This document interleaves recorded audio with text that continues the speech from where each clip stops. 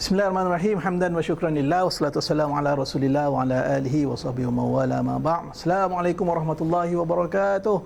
Dan salam sejahtera selamat malam kepada semua para penonton, para penyokong, para pendukung, para pengkritik sekalipun tetap terus setia bersama dengan Jom Channel. Apa khabar semuanya? Moga sihat belaka hari ini hari Khamis 26 Oktober 2023 dan pastinya saya muncul bersama dengan anda malam ini, moderator anda Muhammad Saiful bin Rosman dalam buat bicara yang lain sikit, bicara semasa untuk siri yang ke-75. Kita ubah siapa bersama dengan saya pimpinan-pimpinan yang muncul yang pastinya akan kita berkongsi, bercerita, memberikan fakta kepada anda tentang apa yang berlaku dalam negara kita ini. Moga-moga akan memberi manfaat kepada semua insya-Allah. Dan pada malam ini sebelum apa-apa kepada mereka yang mengikuti melalui YouTube ke, melalui Facebook ke, jangan lupa untuk share, like dan juga subscribe agar dapat manfaat kepada orang lain. Please yang baru tu pun. Alright. Okey, pada malam ini ini sesuatu yang agak berlainan. Saya ni segan sikit kalau dengan orang perempuan ni malam ni. Seseorang yang kalau saya nak bercerita pada zaman era reformasi dululah masa tahun sekitar 1999 ke 2000-an macam tu kan. Ada seorang remaja wanita, dia pernah menulis sesuatu warkah kepada banduan dalam penjara. Banduan tu adalah merupakan Perdana Menteri yang sekarang ini kan. Dan sekarang ini tak lain tak bukan telah pun menjadi seorang wakil rakyat. Tidak lain tidak bukan, nanti bolehlah dia bercerita sedikit, iaitu Yang Berhormat Puan Anfal Syahri, merupakan Exco Pemberdayaan Wanita dan Keluarga Kebajikan Masyarakat dan Ekonomi Penjagaan, juga merupakan ADUN ahli Dewan Negeri bagi kawasan Taman Templer. Assalamualaikum YB, apa khabar? Assalamualaikum warahmatullahi. Alhamdulillah sihat. Sihat. Kita sama hitam hari ini itulah background hitam, harap-harap kita nampaklah malam ni Jadi macam mana jadi tapi sebelum saya nak pergi pada yang YB tadi saya cerita tu benda yang betul ke tadi tu, fakta ada? Betul. Tahun bila masa menulis tu? Sebenarnya beliau yang menulis surat kepada saya. Gitu. Dari warkah dari penjara. Warkah dari penjara. Kerana ketika tahun 1998 ketika ayah saya ditahan untuk kali 1998 sebenarnya, ketika ayah saya ditahan di bawah Akta Keselamatan Dalam Negeri buat pertama kali, saya salah-satunya ahli keluarga ataupun saksi lah yang berada bersama ayah saya ketika SB datang apit dan tahan bapa saya. Jadi saya tulis kejadian tersebut. Ketika itu umur saya 19 tahun. Dan sebenarnya Datuk Seri Anwar Ibrahim telah ditahan ketika September tahun 1998. Bapa saya ditahan Oktober 1998. Jadi warkah tersebut dikirim melalui lawyer kerana dibawa keluar daripada kem tahanan di Sungai Buloh, dan surat itu masih disimpan sehingga hari ini. Kalau yang orang-orang baru tak tahu ni apa secara ringkasnya, apa isi kandungan surat tu? Isi kandungan menyatakan dia simpati dan dia faham bahawa bapa saya merupakan seorang pejuang kebenaran dan tetaplah teguh menjaga. Sebab ketika itu saya berumur 19 tahun, anak sulung, dan ibu saya sedang mengandung adik saya yang bongsu. Ketika itu ditahan di hospital kerana penyakit uri di bawah. Jadi bila pesanan ni seperti seorang pakcik bercakap pada anak sahabat, kata nanti jaga mak, jaga adik-adik di rumah. Tapi dia akan terus mendoakan keselamatan ayah saya ketika itu ditahan di bawah ISA, dan yakinlah ayah berada dalam jalan kebenaran. Itu kata-kata tu memberi semangat lah kepada saya. Betul. Dan semangat itulah rasanya terbawa-bawa sehingga menjadi seorang wakil rakyat sekarang ni. Tahniah diucapkan, kita jarang berjumpa dan tak dapat nak mengucapkan begitu juga para penonton yang lain telah pun diangkat menjadi seorang wakil rakyat dan seterusnya menjadi Exco Kerajaan Negeri. Pastinya suatu perkara yang bukan senang, apatah lagi pertama kali menjadi wakil rakyat dalam keadaan umur yang sekarang ini. Saya rasa dalam lingkungan kita juga muda, dan diberikan tanggungjawab yang lebih besar, yang saya rasa untuk pemberdayaan wanita, keluarga ni, dan apatah lagi penambah kebajikan masyarakat dan ekonomi penjagaan, sesuatu yang besar. Ini yang kita nak bercerita untuk malam ni, tentang tajuk dia ekonomi penjagaan. Bersedikah kita mengukur ekonomi bentuk baru? Okey, yang di luar sana kalau nak cerita pasal ekonomi ni, kita bukan nak bercerita tentang bagaimana makroekonomi ke ekonomi setempat. Anggap begini je lah, yang kat rumah kat sana tu, kat luar sana, wanita-wanita tak cukup duit. Itu ekonomi. Macam mana nak buat duit, anak kita ramai, nak beli pampers tak cukup, nak beli keperluan makanan tak cukup, nak pergi kerja dengan upah yang kecil, dengan kesusahan untuk mencari kerja, dengan mungkin faktor orang kata pendidikan yang rendah. Itu gambaran-gambaran itulah mereka ini, tak kiralah sama ada wanita ke, dan kita tengok skop dia. Saya sebelum nak pergi yang lebih lanjut, soalan pertama lah kepada YB, kita nak cerita tentang pasal ekonomi bentuk baharu ni, ekonomi penjagaan ni. Boleh perjelaskan sebenarnya untuk lebih tahu agar sama ada rakyat di negeri Selangor ataupun konteks Malaysia ni lebih faham dan jelas tentang kita mengukur ekonomi bentuk baru ni bagaimana? Okey. Selama ini kita bila sebut tentang keluaran dasar negara, iaitu KDNK, yang mana kita dapat hasil itu diukur daripada pengeluaran dan pembuatan, manufacturing and production. Bermakna kita boleh lihat secara fizikal itu kilang-kilang, operasi perniagaan-perniagaan, yang mana bila ada operasi perusahaan pastinya ada pekerja.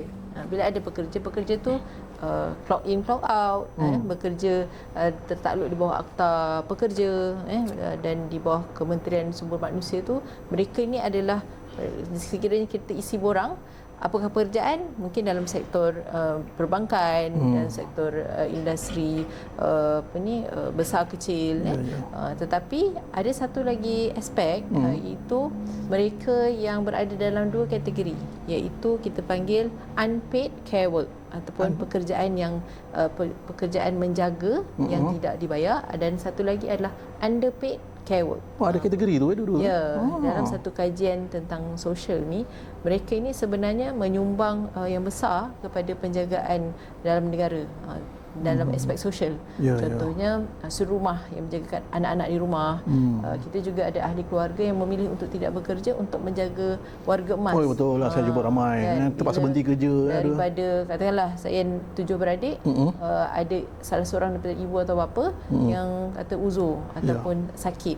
Pastinya di kalangan adik-beradik perlu bincang, ataupun adakah semua adik-beradik sibuk tak mampu terpaksa bayar pihak keluar, pihak ketiga, rumah penjagaan ataupun kita upah orang. Jadi kerja penjagaan itu sering dilihat sebagai tak mampu nak bayar mahal, sedangkan kita tahu bahawa ada peluang pekerjaan tersebut yang orang charge RM5,000 untuk menjaga warga emas yang sakit di hospital. Jadi kita boleh lihat sebenarnya konsep ekonomi penjagaan ini masih baru, belum ada lagi kerangka dibincangkan, dan wacananya tidak begitu giat dibincangkan di peringkat kerajaan persekutuan ataupun di negeri, tetapi selaku Esko Pembangunan Wanita, Keluarga dan juga Kebajikan Masyarakat, dan ada satu portfolio yang baru diamanahkan kepada saya, iaitu care ekonomi ataupun ekonomi penjagaan. Jadi kalau kita boleh faham secara bahasa mudahnya, suri rumah, orang yang menjaga warga emas, orang yang menjaga ada anak OKU ataupun ahli keluarga OKU, dan juga yang menjaga pesakit terlantar. Pesakit ini boleh jadi dia masih muda, tapi Allah takdirkan kemalangan, kecederaan menyebabkan lumpuh dan sebagainya, terlantar tak boleh mandiri, perlu ada pihak lain, kita panggil caregiver, orang yang menjaga itu membantu untuk jaga. Tapi mereka ini tidak dikira ataupun diiktiraf sebagai pekerjaan. Jadi itu yang kita mahu lihat. Bagaimana kita mahu nilaikan, quantify that income ataupun peluang ekonomi itu. Betul. Ini memang suatu benda yang agak mengejutkan, dan ramai yang mungkin tak sedar hal-hal seperti ini. Betul. Saya rasa macam agak sesuatu yang baru. Pertama macam Wabi sebut dengan tu, yang saya pun sebenarnya tergerak juga fikir. Betul juga ada golongan-golongan yang underpaid, tetapi mereka masih lagi orang kata memberikan contribution yang banyak pada negara. Okey, ini pun nak sebut juga ni pasal Selangor lah kan. Selangor kalau kita sebut ekonomi besar dari segi orang kata sumbangan KDNK-nya antara yang tertinggi dan penyumbang tertinggi dalam KDNK negara kan, dalam berapa peratusnya tu, 25%. Ya, 25%. Dan juga dengan keberatan penduduk yang tinggi, dan ada satu laporan juga, ini menarik juga ni, orang kata golongan-golongan yang umur tua, sehingga yang berapa tahun ke 65 tahun gitu. Golongan tua ni antara yang tertinggi dalam 3 DUN yang ada dalam satu kajian, 3 DUN tu dalam Selangor. Walaupun dia dikira dalam satu Malaysia kan, di mana dia digambarkan sebagai golongan tua, umur tua 65 tahun ke atas, di Sabak Bernam, Sungai Besar dan Tanjung Karang. Sebab dalam laporan tertentu tu adalah don-don dari negeri-negeri lain kan. Okey, itu memberikan satu cabaran juga, walaupun kita boleh sebut orang Selangor ni jaga kesihatan baik kan. Mungkin orang Sabak Bernam semua ni makan makanan sihat gitu.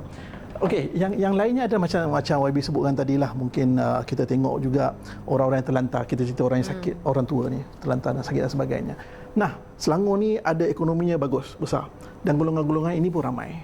Selaku esko yang memang menjaga ni, YB awal tadi menceritakan cabaran dia.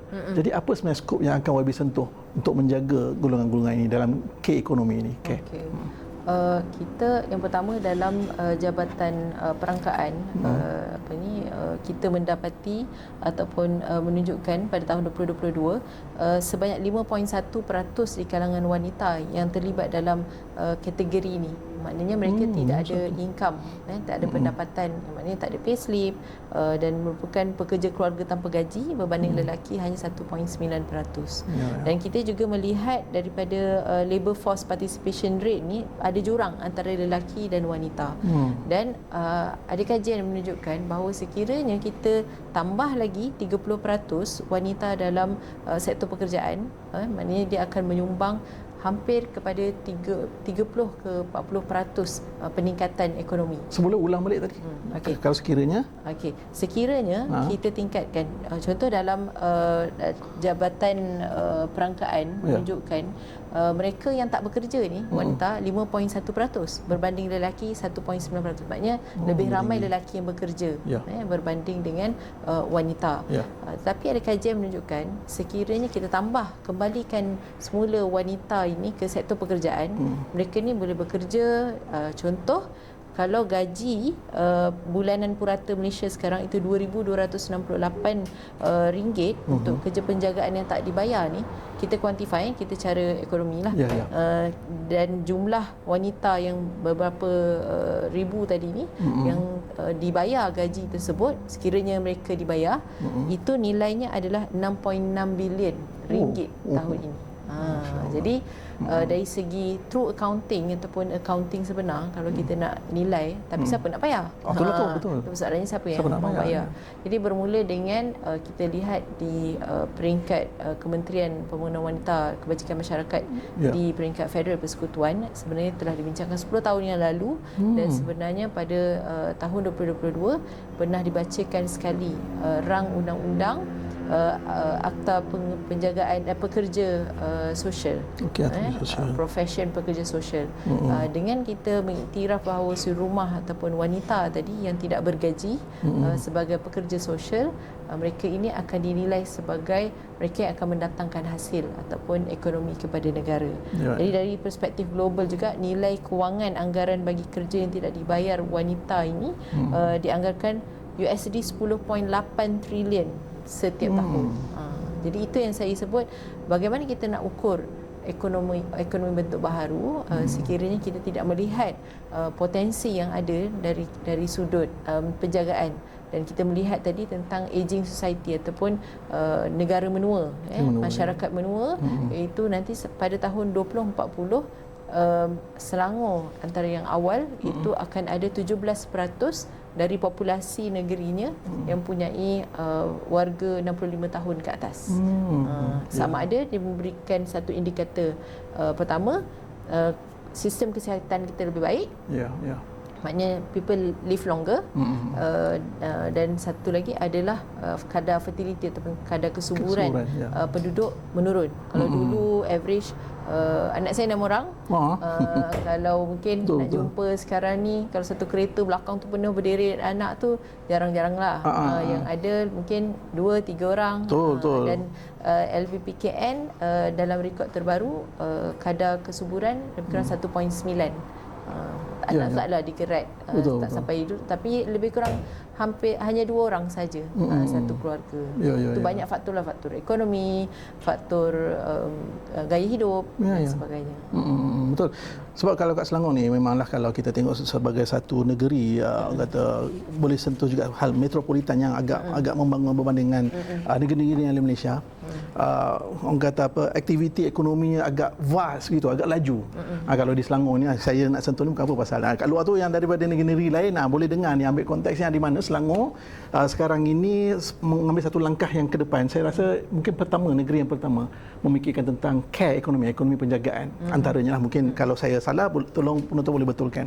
Dan dalam keadaan kelajuan mereka mengejar orang kata apa, orang kata kerancangan ekonomi ini, saya rasa ini adalah satu peluang yang baik agar kerajaan melihat juga hal-hal yang mungkin yang tertinggal di belakang dalam keadaan kelajuan begitu. Sebab ini bagi meimbangi masyarakat dalam keadaan kita hendak mengejar tentang kemajuan ekonomi, tapi mereka ada yang tertinggal di situ. Nah, saya menganggap sebagai kerajaan negeri sekarang ini memang begitu prihatin hal-hal yang demikian. Yang disebutkan tadi apa? Orang-orang tua yang penjaga orang tua dan mereka-mereka yang bekerja tapi tak dinilaikan dengan yang sebenarnya. Okey, dari sebutkan tadi seperti itu. Jadi kalau kata dalam perancangan masa depan akan datang ni kan, bagaimana kalau kerajaan negeri ni, saya suka nak sentuh lah sebab mungkin YB dah mula fikirkan tentang apa nak buat. Saya rasa kelompok-kelompok ni ramai. Jadi untuk langkah yang pertama tu agaknya tu, apa yang akan YB lakukan? Okey, saya kebetulan hari ni hari Khamis 26 Oktober, tengah hari tadi baru kita lancarkan satu insentif penjagaan anak-anak bagi ibu-ibu yang bekerja. Kita panggil insentif mama kerja. Ini adalah salah satu daripada 5 perkara yang ditawarkan untuk janji 100 hari Kerajaan Perpaduan Negeri Selangor. Jadi apa formatnya adalah kita berikan RM1,000 tunai, itu cash handout kepada ibu-ibu bekerja yang bermajikan. Maksudnya kalau bekerja dari rumah pun kira bekerja, tapi kita skopkan pada mereka yang bekerja dan bermajikan. Maksudnya ada record LHDN, ada bukti KWSP dan sebagainya, dan punya anak 3 orang, minimal 3 orang berumur 12 tahun dan ke bawah. Ada mereka ni yang bekerja, maknanya ada payslip ataupun bukti lah bahawa mereka bekerja. Kenapa? Ini sebagai langkah pertama. Bukti kita memberikan sokongan kepada wanita dan memberi dorongan kita memartabatkan mereka yang menjaga, iaitu ibu-ibu ni, dan kekal bekerja dalam sektor pekerjaan, dalam labor force, tenaga buruh, dan dalam masa yang sama they can work at peace. Itu anak-anak boleh dihantar di tempat yang berkualiti.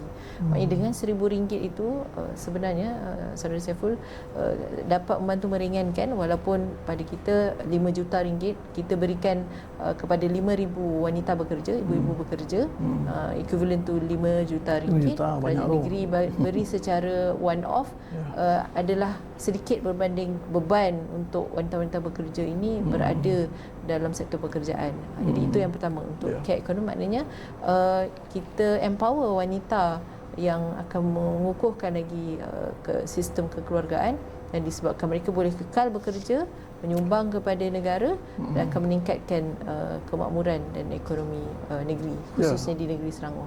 Dan yang kedua, kita akan adakan satu simposium ekonomi penjagaan Selangor pada Isnin dan Selasa depan. Tapi kita laksanakan secara tertutup dan dengan jemputan. Kita akan kumpulkan tokoh akademik, pengkaji, penyelidik, pemain-pemain industri dan industry players dari sektor kesihatan, pengurusan sumber manusia, dan juga yang menjaga dari childcare, penjagaan warga emas, untuk kami bina satu kerangka ekonomi penjagaan Selangor. Jadi itu akan merangka dari segi 3 ke 4 tahun perjalanan portfolio ini, dan insyaAllah itu akan menjadi sebahagian daripada pelaksanaan rancangan Selangor pertama. Itu sebahagian daripada terasnya adalah keterangkuman sosial ataupun social inclusivity, dalam masa yang sama ekonomi yang lestari. Kita tak nak seperti yang saudara sebut tadi, ekonomi berkembang tetapi ketinggalan. Jadi kita mahu seimbang, itu social inclusivity, itu dengan penjagaan lebih sejahtera, dan mereka ni terus menyumbang kepada ekonomi. Ya, insya-Allah.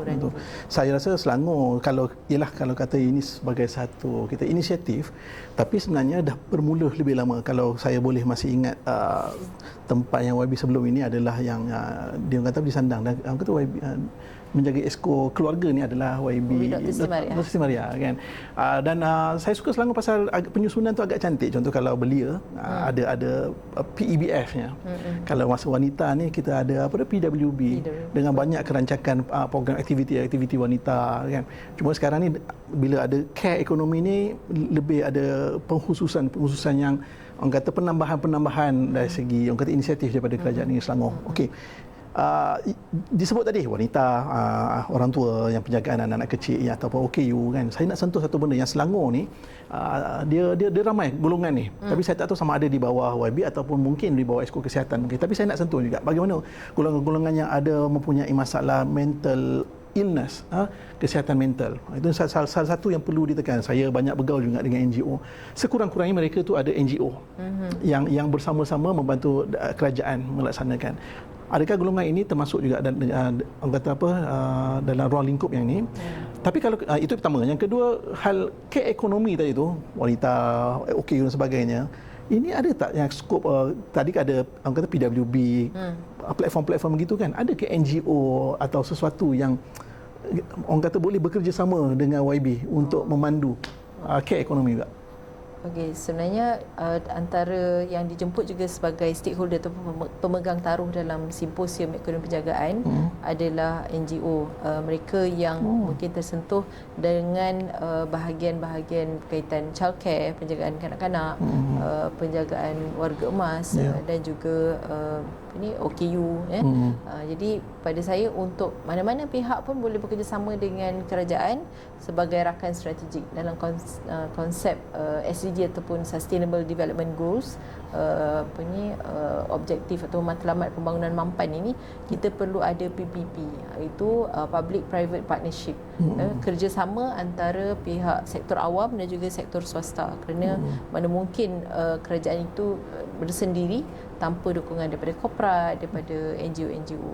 Jadi kami alu-alukan kita boleh rangka menurut kerangka ataupun blueprint yang kami akan rangka nanti. Betul. Yang mental illness tu macam mana? Adakah di bawah mental illness lebih kepada sektor kesihatan awam. Okay. Kalau sebelum ni bawah mantan Esko YB Dr. Siti Mariah, kerana portfolionya digabungkan pembangunan wanita, keluarga, kesihatan dan perpaduan. Betul. Tapi dalam term atau penggal yang baru ini, kesihatan itu telah diletakkan di bawah bersekali dengan Esko Alam Sekitar. Alam Sekitar, Alam Sekitar itu YB Jamaliah. Ya. Tapi tak mustahil untuk kita bekerjasama, kerana siapa sahaja yang berada dalam keluarga pastinya ada yang tersentuh juga dengan isu kesihatan mental. Jadi kita boleh laksanakan satu program ataupun satu insentif yang serampang beberapa mata, yang cross board lah, antara portfolio saya dan juga portfolio YB Jamaliah. Baik. Peringkat awal ni saya bukan apa, kadang-kadang bila kita tanya soalan ni kita tengok bagaimana cara menjawab, bagaimana orang kata apa perancangan-perancangan yang dibuat. Jadi sebenarnya memang tak salah lah kalau kata di Selangor ini sebagai ada walaupun seorang wanita orang kata apa ada kemampuan apatah lagi muda kemampuan untuk orang kata melihat gambaran yang lebih jelas untuk membangunkan portfolio ni kita anggap satu orang kata apa hal yang baiklah untuk Selangor. InsyaAllah maybe YB akan boleh melaksanakan ini ya. Kita akan tengok dan lihat. Jadi kat luar sana kalau yang wanita-wanita ni boleh nak tanya-tanya sikit apa masalah kan, banyak kita banyak masalah juga YB yang wanita tak berkejaya, anak ramai.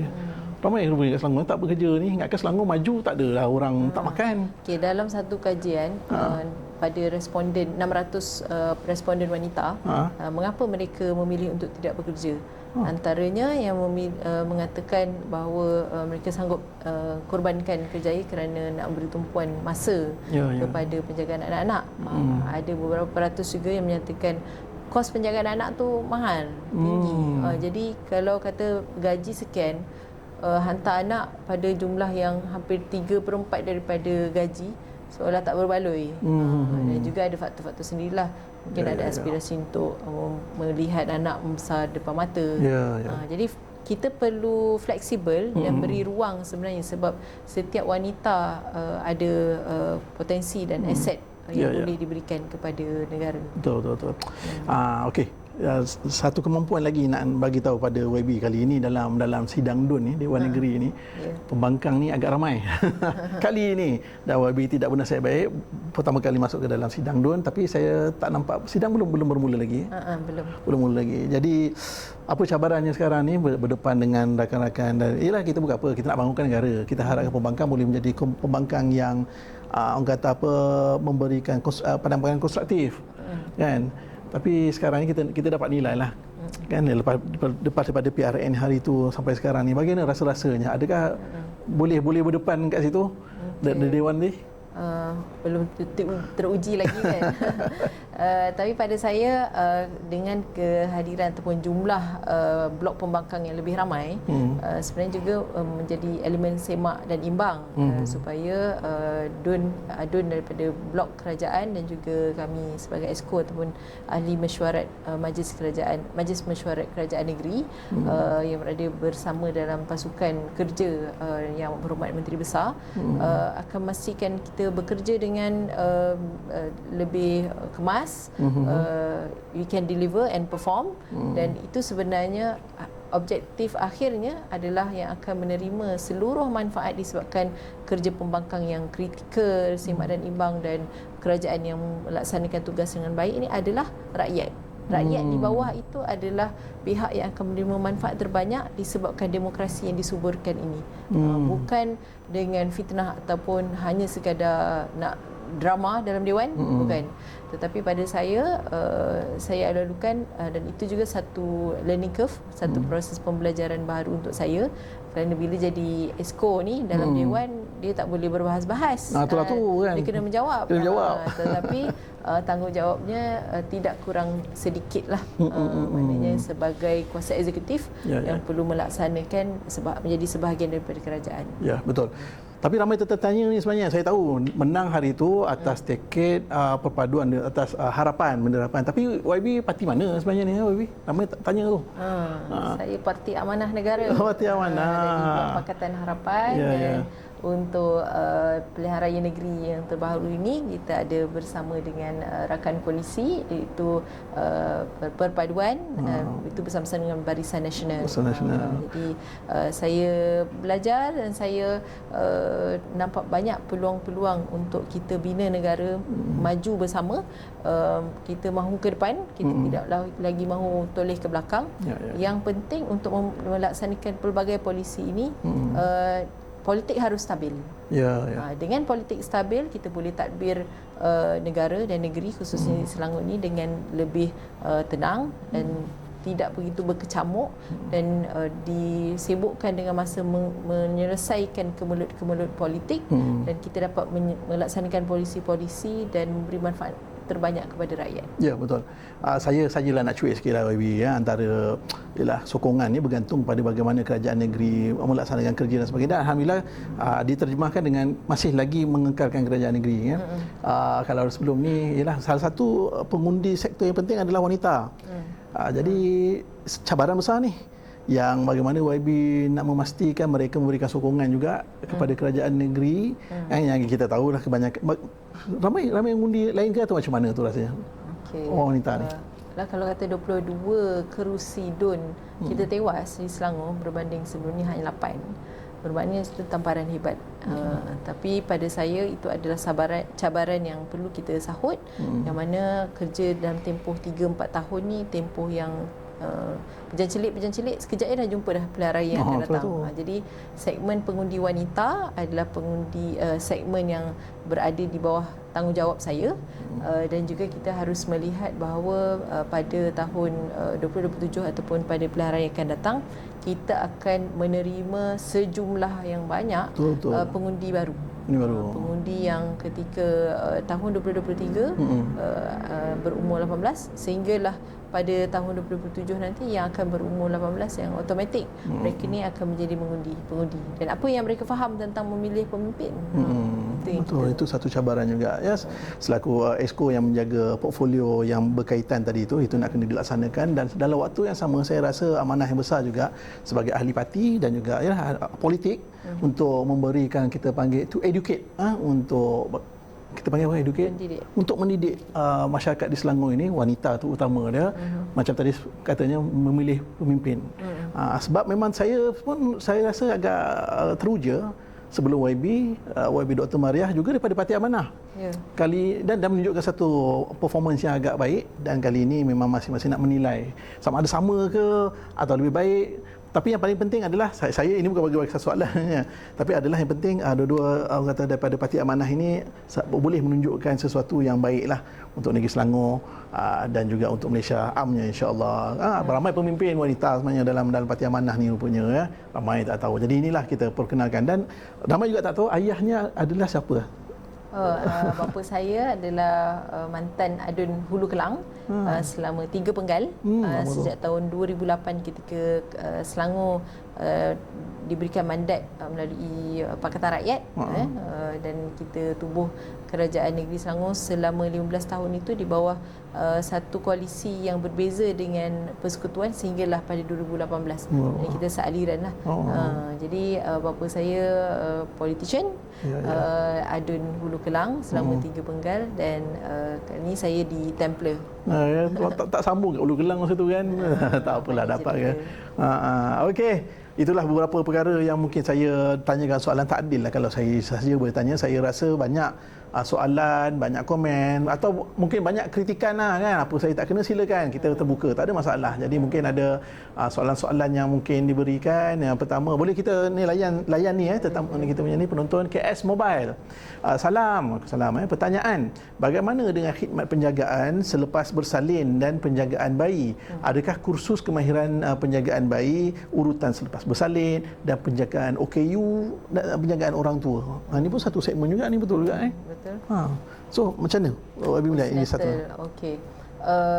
Apabila kerajaan negeri dah selari dengan kerajaan persekutuan, kita melihat khidmat penjagaan selepas bersalin, contohnya di bawah LBPKN, Lembaga Pendudukan Negara, yang berada di bawah salah satu agensi yang berada di bawah Kementerian Pembangunan Wanita dan Keluarga, telah mewujudkan Mama Care. Mama Care ni adalah satu latihan pemerkasaan wanita, itu memberikan peluang usahawan kepada wanita-wanita yang boleh mengurut. Jadi mereka ada sediakan kit. Wanita-wanita ini berpakaian uniform warna purple, dan mereka ini boleh menerima panggilan ataupun mereka ingin melangganlah khidmat pantang dalam confinement lady. Jadi itu adalah inisiatif melalui LPPKN, dan khusus kemahiran penjagaan bayi ini pun belum dikhususkan di bawah kerajaan negeri, kerana kebanyakan kemahiran ini kita bentuk untuk wanita di bawah Pusat Wanita Berdaya.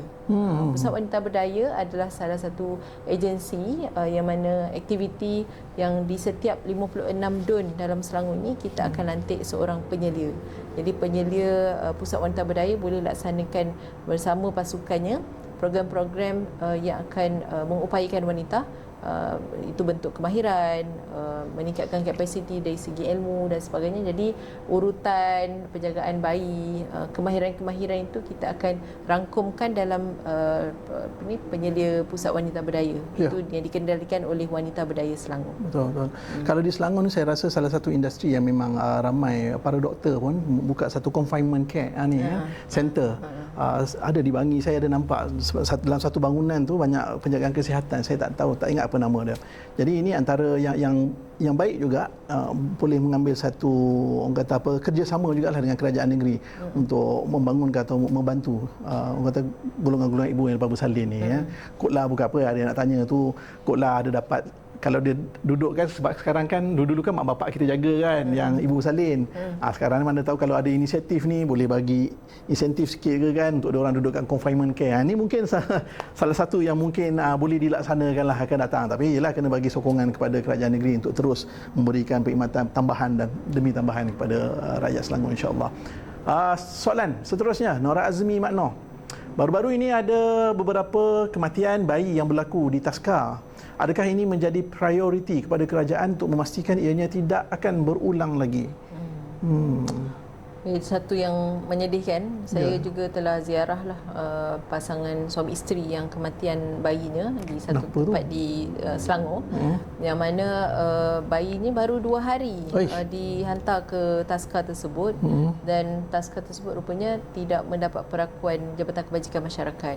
Jadi ini memang menjadi prioriti sejak tahun lalu lagi. Sebenarnya proses pemutihan taska yang tidak mendapat perakuan JKM ini sedang dilaksanakan, tapi kita ada begitu banyak taska-taska, dan apa yang kerajaan negeri lakukan adalah satu inisiatif kita panggil impak, ataupun usaha untuk reach out pengasuh-pengasuh di rumah, yang mana pengasuh di rumah lah kadang-kadang mereka ni di rumah sambil nak dapat pendapatan lebih, dia jaga anak jiran. Betul.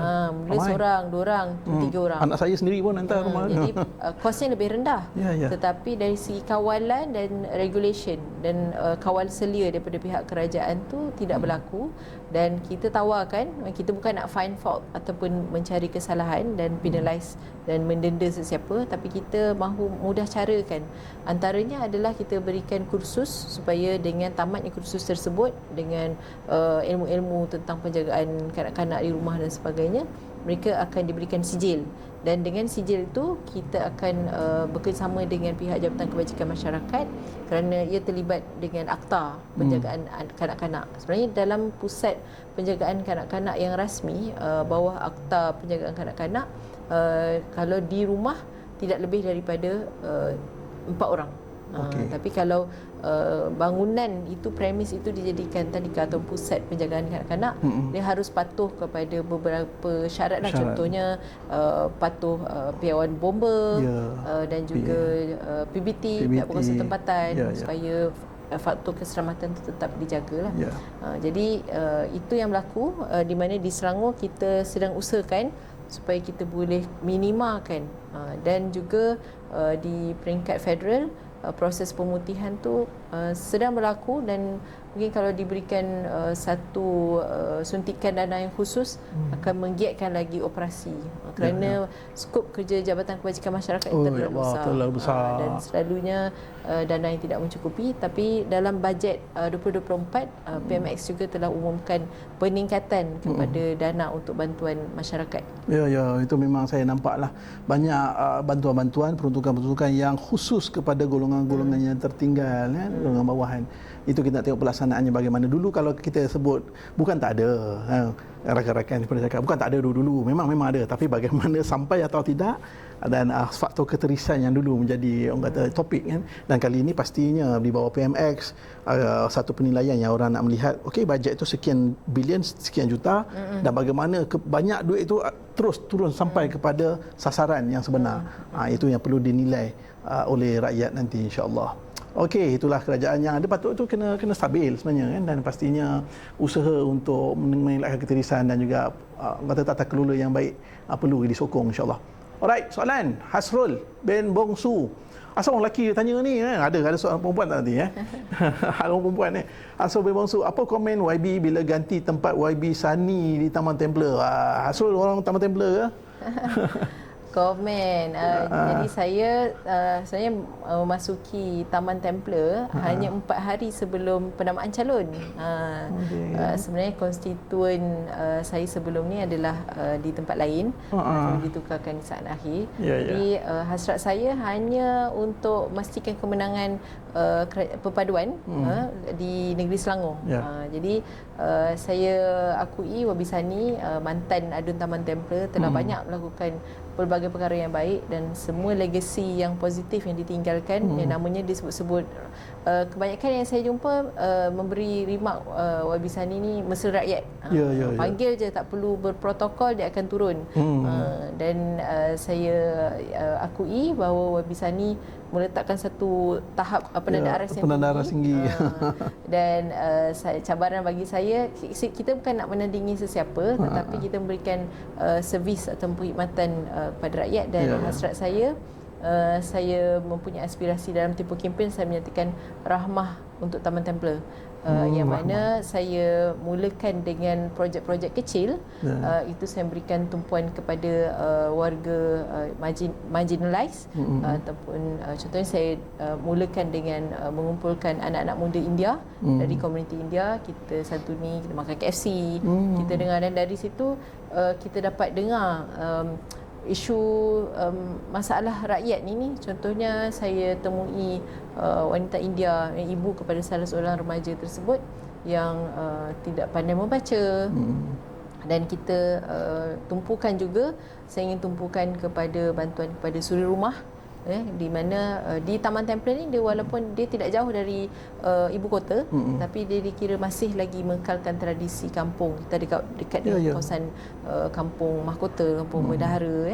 Jadi saya ingin memberikan tumpuan kepada suri rumah, dan juga dalam Taman Templer ini kita ada banyak kawasan tarikan-tarikan alam sekitar yang boleh dibangunkan untuk menjadi ekoturism. Dan ada komuniti orang asli itu di Bukit Lagong. Jadi saya akan teruskan apa legasi baik yang telah ditinggalkan oleh Wabi Sani, dan kita berikan keutamaan untuk rakyat dan membangunkan peluang potensi ekonomi di situ. Betul. Ada nak cakap nak suruh YB jadi garang macam YB Sani. Tak boleh, pasal YB exco, dia tak boleh nak jadi garang sangat. Tapi memang betul itulah peranan YB Sani. Sekarang dah jadi ahli parlimen. Sana boleh tengoklah selalu di live dekat sana. Okey. Apa komen ini dah sebut tadi ya, Selayang Mutiara tadi disebut tempat yang apa nama tempat yang cuba nak dibangunkan masjid. Di Selayang Mutiara ada satu tapak nak dibangunkan masjid. Saya telah bertemu dengan Jawatankuasa Pembangunan Masjid Selayang Mutiara. InsyaAllah pada akhir November kita akan adakan sesi libat urus dan peluang untuk menerangkan kepada rakyat tempatan apa progres ataupun perkembangan terkini lah projek pembangunan masjid di Selayang Mutiara. InsyaAllah. Okey. Alright, soalan ada ramai juga ni. Ni pun lelaki juga ni. Apalah ni Dr. Muhammad Kamaruzzaman Qasim. Ni kawan saya ni. Tengok rupanya. Tengok kat YouTube. Salam. Bagaimana boleh membantu ramai suri rumah asalnya kerja profesional tetapi terpaksa berhenti disebabkan menjaga anak dan warga emas. Golongan ini memerlukan jana pendapatan tambahan. Yalah, betul. Saya ingat benda dalam drama je rupanya memang betul berlaku orang yang profesional ni. Jadi macam mana Wabi? Seperti yang kita bincang sebelum bermula tadi, sebenarnya ada banyak kelompok-kelompok yang prihatin tentang suri rumah, dan suri rumah ni ada banyak kategori. Ada suri rumah yang mungkin tak ada pilihan dari segi peluang kerjaya, membina kerjaya sendiri. Ada yang memilih untuk meninggalkan kerjaya profesional kerana pilihan menjaga anak dan jaga warga emas. Dan ada yang dalam kategori educated, yang berpendidikan tinggi, tetapi atas situasi tertentu mungkin memilih untuk option yang pertama tadi. Jadi soalan bagaimana, seperti saya hurai dari awal tadi, itulah kita di peringkat Selangor kita akan menjalankan simposium ekonomi penjagaan, dan kita akan rangka satu blueprint dengan input daripada pengkaji-pengkaji, golongan akademik dan juga industri player, supaya kita tidak berseorangan. Maknanya kalau nak beri peluang kepada suri rumah ni yang menjaga anak dari rumah, jana pendapatan, kita ada teknologi.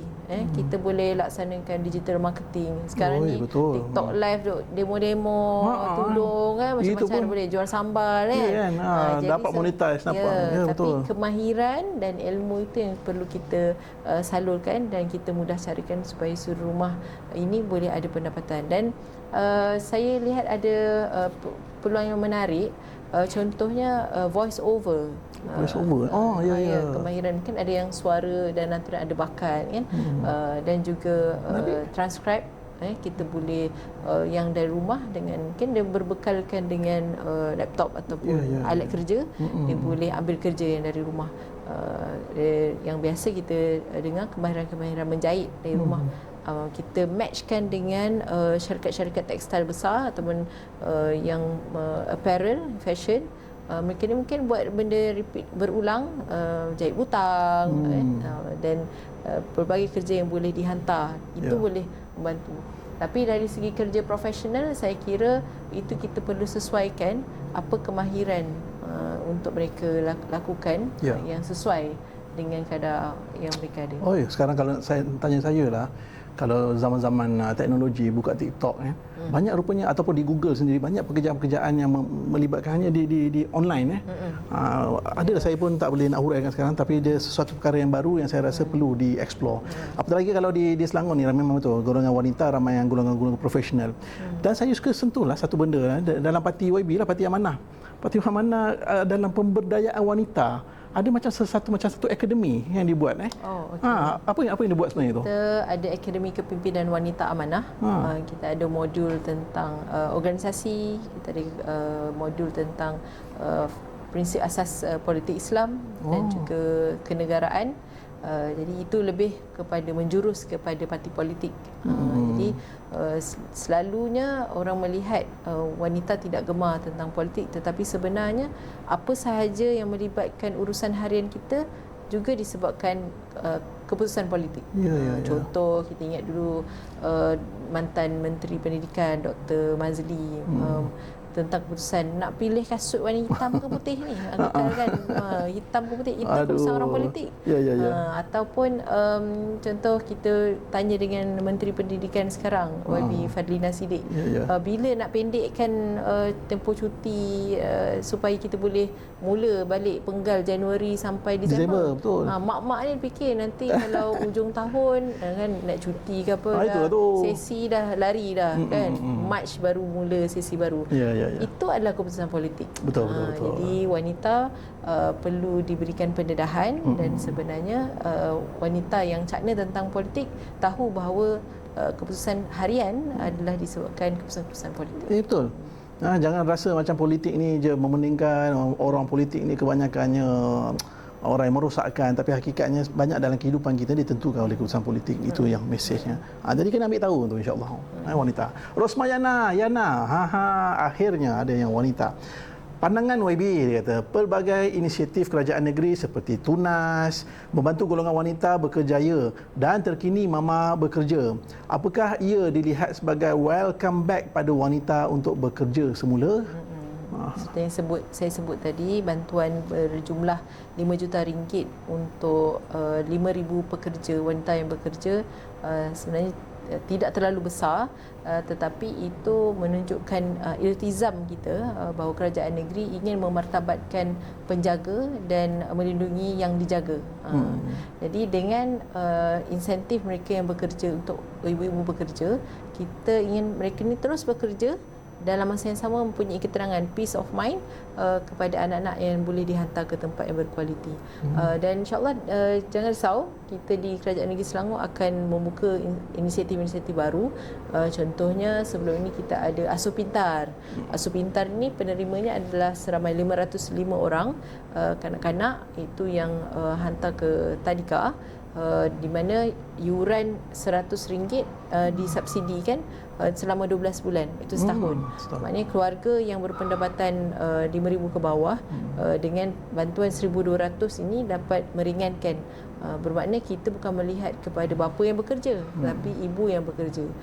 Jadi dengan sedikit demi sedikit insentif ini sebenarnya adalah satu galakan untuk wanita kembali bekerja. Dan itu yang kita akan rangka dalam simposium care ekonomi ataupun ekonomi penjagaan. Bagaimana peluang untuk kita bila iktiraf wanita yang tidak bekerja ini, dia boleh kembali balik. Contohnya di bawah Yayasan Warisan Anak Selangor, salah satu agensi bawah kerajaan negeri, itu YAWAS, kami telah menandatangani satu perjanjian bersefahaman dengan TAFE Education dari Australia untuk laksanakan program Early Childhood Education, pendidikan awal kanak-kanak dengan tawaran micro credential di UNICEF. Jadi itu juga salah satu, bukan hanya kita tawarkan kepada anak-anak muda yang baru tamat SPM, tapi kita boleh tawarkan kepada wanita-wanita yang dulu bekerja, berhenti bekerja menjaga anak, lepas tu anak dah mula meningkat remaja ataupun dewasa, mereka dapat perolehi kursus tersebut dan sijil melainkan mereka boleh mengasuh kanak-kanak di rumah. Ya. Wah, jadi sebenarnya terlalu banyak sebenarnya kan apa yang telah dilaksanakan dan juga tambahan-tambahan yang ada yang sekarang ni sebenarnya yang YB telah sebutkan tadilah ni, selain pada Tunas dan pelbagai lagi inisiatif, dan apatah lagi apabila selari pentadbiran di antara kerajaan negeri dan juga persekutuan ini sangat-sangat memudahkan sebenarnya pelaksanaan ini semua, insya-Allah. Ya, pasal itulah bagus kalau kata pemerintahan ni yang lebih dinamik gitu di peringkat persekutuan dan juga negeri, insya-Allah, tanpa mengabaikan negeri-negeri yang lain tapi dengannya yang lain tak dapat peruntukan, katanya kata apa di pembangkang. Betul ke? Kena bincang dengan inilah, mohon kita tetap beri juga. Selangor macam mana? Selangor kita tak berikan penuh. Kita bagi setakat untuk operasi adun tu sendiri dalam 150. Bergantung kita akan putuskan, tetapi sebab pusat khidmat masyarakat ni yang rasmi adalah bantuan daripada kerajaan. Jadi sebagai pembangkang, mereka tiada saluran tersebut, melainkan kita akan menyalurkan melalui penyelaras pusat khidmat. Itu adun, dia tidak menang sebagai adun kerajaan, adun pembangkang, tapi boleh berada di situ sebagai mewakili kerajaan dan menyalurkan bantuan-bantuan rasmi daripada kerajaan. Ya, masih ada diberikan ruang lah sebenarnya, insya-Allah. Okey, soalan yang lain daripada Mustaqim Muhammad. Assalamualaikum YB. Saya ada anak 2 orang. Saya dan isteri juga jaga anak bergilir. Isteri saya cikgu, habis jam 1 petang. Pagi saya jaga sampai jam 2 petang. Alah, sedihnya Mustaqim. Masuk kerja balik malam. Anak nombor 1 taska balik jam 3 petang. Anak nombor 2 baru 3 bulan. Apa bantuan boleh saya apply? Alamak Mustaqim, lain kali kita lukis boleh nampak. Contohlah. Tapi memang maksudnya adalah dari pagi sampai ke malam ni, golongan-golongan ni ada di Selangor ni. Bergilir-gilir jaga anak. Okey, pada saya mungkin yang saya boleh tawarkan pada Encik Mustaqim adalah di sini Encik ada 2 orang anak, seorang taska dan seorang lagi anak baru berumur 3 bulan. Anak tersebut boleh dihantar ke pengasuh ataupun pusat jagaan anak-anak lah, yang mana boleh mohon asuh pintar. Kita ada untuk subsidi taska, yang mana kita akan buka tahun dah tamat, kita akan buka sesi baru tahun 2024, dan dengan bantuan tersebut sedikit sebanyak akan membantu, itu bernilai RM1,200 setahun. Jadi itu antara bantuan yang Encik Mustaqim boleh usahakan untuk mohon daripada Kerajaan Negeri Selangor lah. Untuk minta Kerajaan Negeri jaga anak tu tak dapat lah kan. Itulah kan. Kena lihat institusi-institusi yang boleh kita berikan subsidi ataupun insentif tersebut. Saya nak ayat lebih simple lah macam ni YB. YB banyak inisiatif yang dibuat. Ramai diorang ni nak mohon. Tapi cara tu macam mana? Nak panjat pejabat YB ke?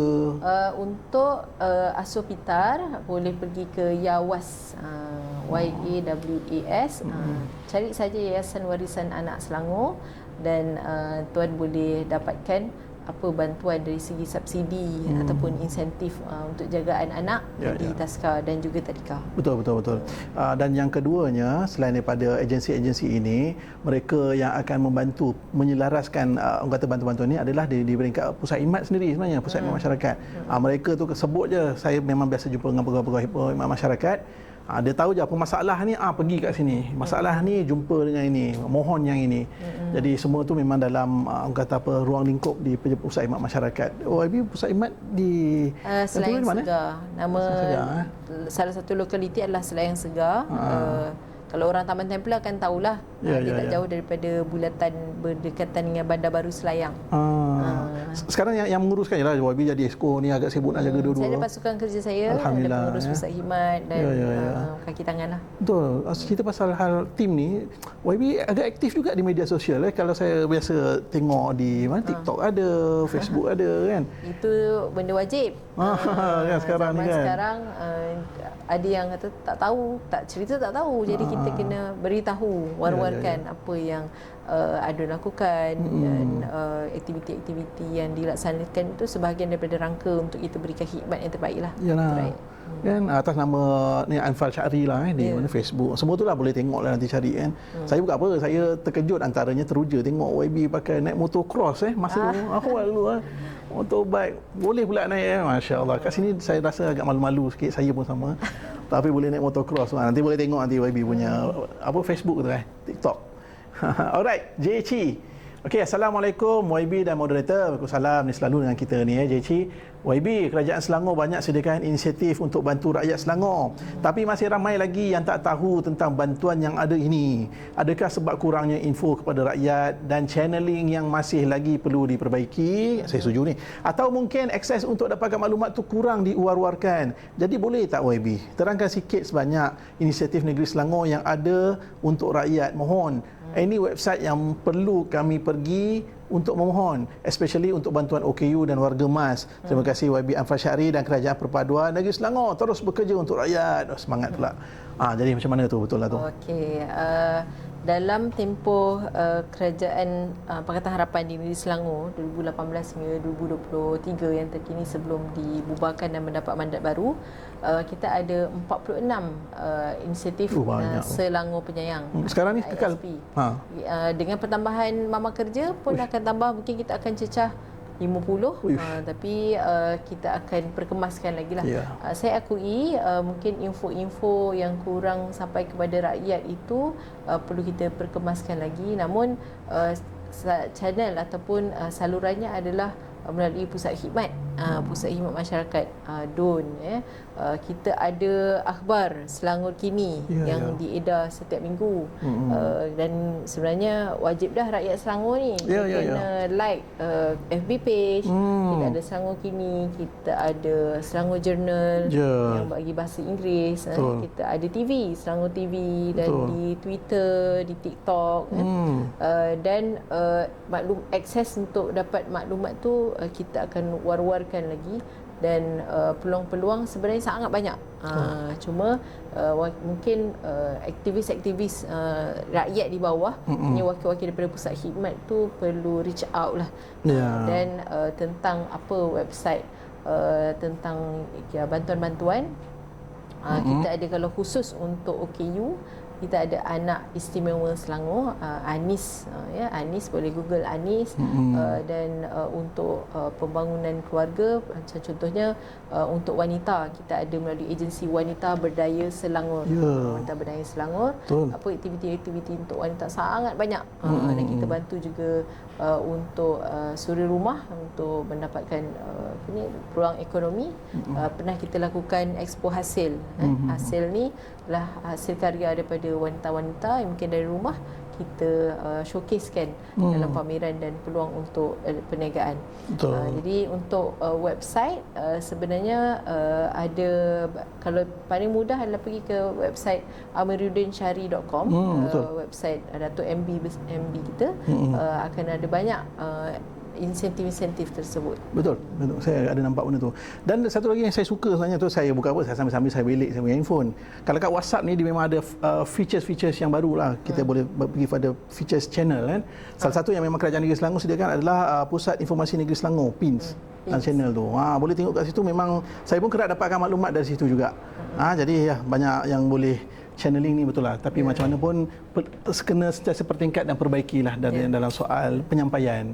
YB dulu pun rasanya orang marketing dulu YB bukan? Tak jadi bisnes. Dulu belajar dekat mana YB?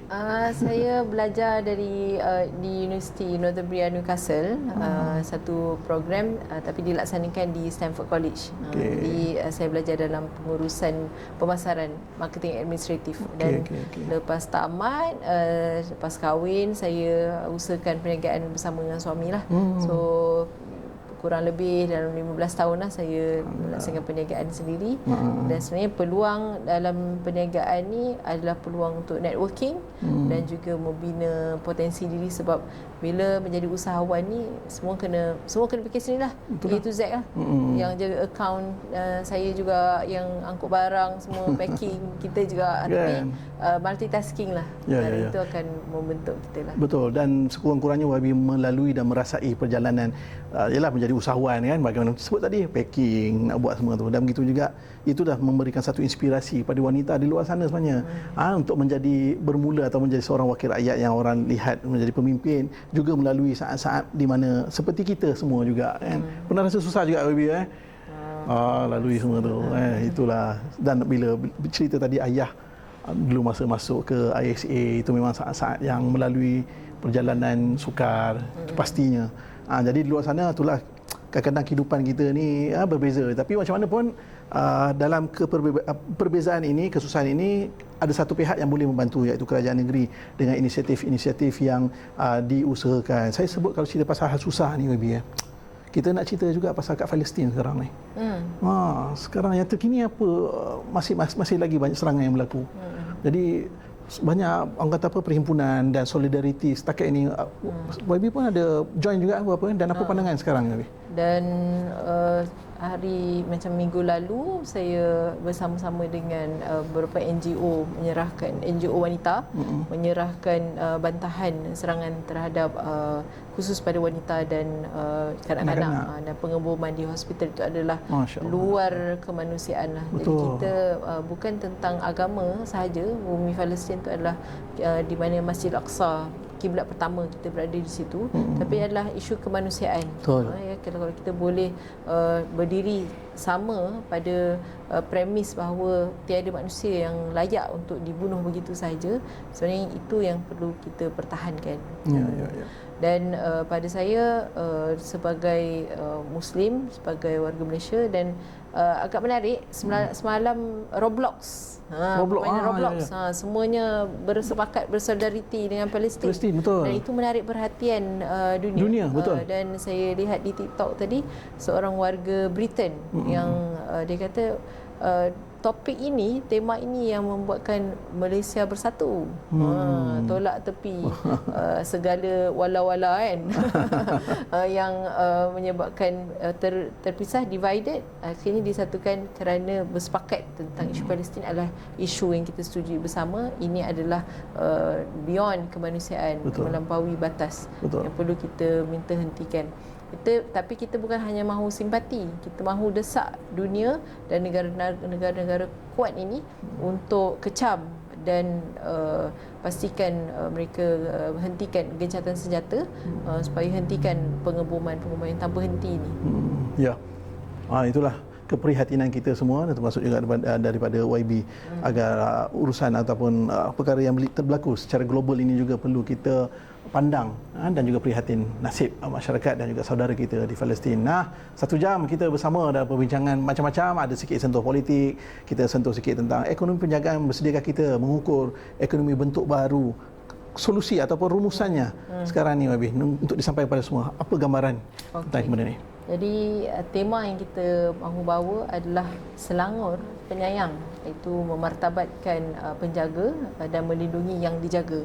Jadi tema ini bila kita kata kita nak martabatkan, kita mahu iktiraf, kita mahu beri bayaran ataupun pendapatan yang setimpal kepada penjaga-penjaga itu, ibu bekerja, suri rumah, dan kita mahu libatkan dengan entiti-entiti seperti pihak korporat, NGO, wakaf, pelbagai agensi dan institusi sedia ada yang melihat mereka ini, penjaga-penjaga ini adalah aset penting dalam pembangunan negara, khususnya di negeri Selangor. Dan yang dijaga itu perlu dilindungi. Maknanya dari segi penjagaan yang berkualiti, tempat yang selamat, dan penggunaan contohnya menggunakan CCTV untuk memastikan pemantauan yang berterusan dan selamat. Jadi saya rangkumkan sebagai Kerajaan Negeri Selangor, sebagai negeri yang ingin menyuarakan ataupun nama pun Selangor Darul Ihsan. Betul. Nilai ihsan itu dan kita rangkumkan sebagai negeri yang penyayang. Bukan sahaja mahu melihat negeri ini membangun dari segi fizikalnya, projek-projek infra dan sebagainya, tapi kita tidak terlupa dan pinggirkan mereka yang perlu diberi bantuan supaya ada kerangkuman sosial ataupun social inclusivity. Alhamdulillah. Bila sebut inklusif, itu juga salah satu tema daripada Parti Amanah. Saya ingat itu, peduli, amanah, progresif, peduli, inklusif, dan pastinya hal-hal yang sedemikian juga boleh membantu dalam membangunkan negeri kita. InsyaAllah itulah satu topik yang agak menarik. Saya rasa kita tak cerita benda berat-berat, kita cerita apa yang boleh dilakukan oleh ESCO untuk memperdayakan wanita, keluarga dan juga kebajikan masyarakat dan juga penjagaan ekonomi penjagaan ini agar sama-sama mendapat manfaat di luar sana. Pastikan TikTokers potong mana yang boleh, kita sampaikan kepada orang lain. Agar betul yang saya sebutkan, kalau channeling tu adalah bergantung juga pada ada kerjasama daripada kita semua, insya-Allah. Terima kasih YB atas perkongsian. Selamat maju jaya untuk melaksanakan apa saja perancangan yang telah dibuat ini. Moga-moga nanti kita boleh jumpa lagi ikut jemput kat Jom Channel ni. Boleh. Insya-Allah. Okey, itu saja untuk anda semua. Moga kita jumpa lagi minggu depan. Pastinya akan ada topik-topik dan tajuk yang lebih menarik lagi, insya-Allah. Terima kasih. Assalamualaikum warahmatullahi wabarakatuh.